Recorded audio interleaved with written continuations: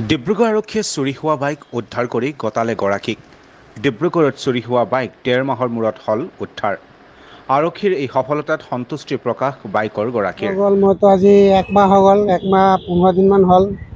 ১২ তাৰিখে আজকে ২০ ১ মাহ ১০ দিনমান হ'ল বাইকটো ইয়াৰ পৰা চুৰি হোৱা আছে আমাৰ ১২ এপ্ৰিলত। ইয়াৰ মাজতো মই ইয়াত FIR লগে লগে দিছিলোঁ বাৰু, সেইটো চব মই এবাৰ ক'লোৱে। আৰু ইয়াত আহি কিনে মই বহুত বিচাৰিলোঁ বাইকটো, চব CCTV ফুটেজ পালোঁ, কোনোফালে মই এৰেঞ্জ কৰিব নোৱাৰিলোঁ। আমাৰ OC ছাৰো অলপ হেল্প কৰিছিলে সেইটো টাইমতো। পাছত এই বাইকটো ধৰিলে তেওঁৰ মানে অসমীয়া হৈছিলে।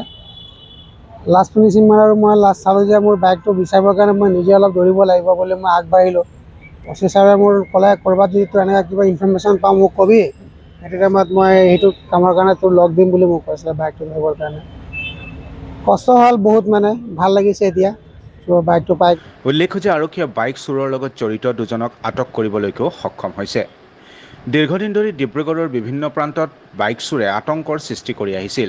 সমান্তৰালভাৱে চহৰখনৰ মাষ্টাৰপাৰাৰ নিবাসী তপন চন্দ্ৰ দেৰ এখন বুলেট চহৰখনৰ অতি ব্যস্ত HS ৰোডৰ পৰা লৈ উধাও হৈছিল চোৰে।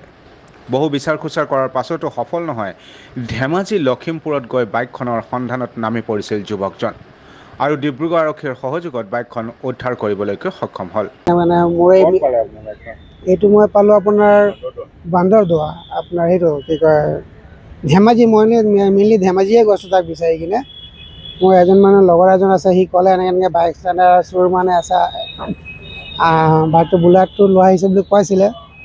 তো মই সেইটো চাবৰ কাৰণে গুচি গ'লোঁ। যেতিয়া এটা ফটোটো মোৰ ওচৰত আছিলে, বাইকৰটো ফটো নাই, চোৰৰ ফটোটো এটা মানে CCTVত যোনটো ওলাইছিলে মানে সেইটোৱে চাই মেলি তাত গ'লোঁ। তাৰ হাতৰ টেটুটো চাইছিলোঁ, টেটু দিকে মেইন তাৰ মাস্কতে ঢাক খাই আছিলে, মাস্কৰ কাৰণে ধৰিব নোৱাৰিলোঁ। আৰু মেইন তাৰ হাতৰ টেটু দি কিনে অলপ তাক গেছ কৰি কিনে আমাৰ তাক গৈ পালোঁ। মানে সি সেইটো হিচাপত তাৰ ঘৰ চব ওলাই আহিলে। এই কথা গোটেই ঘটনাটো মই ক'লোঁ SP ছাৰক। SP ছাৰে ইয়াৰ পৰা একশ্যনটো ল'লে আৰু মোৰ OC ছাৰো এইটো একশ্যন ল'লে। চব মিলি কিনে আজি বাইকটো ইয়াত আনি পালোঁ, ভাল লাগিলে। ইপিনে বাইক চুৰি চক্ৰৰ বিৰুদ্ধে অভিযান অব্যাহত ৰাখিলে আৰু অধিক বাইক উদ্ধাৰ কৰাৰ সম্ভাৱনা আছে বুলিও মন্তব্য কৰিছে যুৱকগৰাকীয়ে।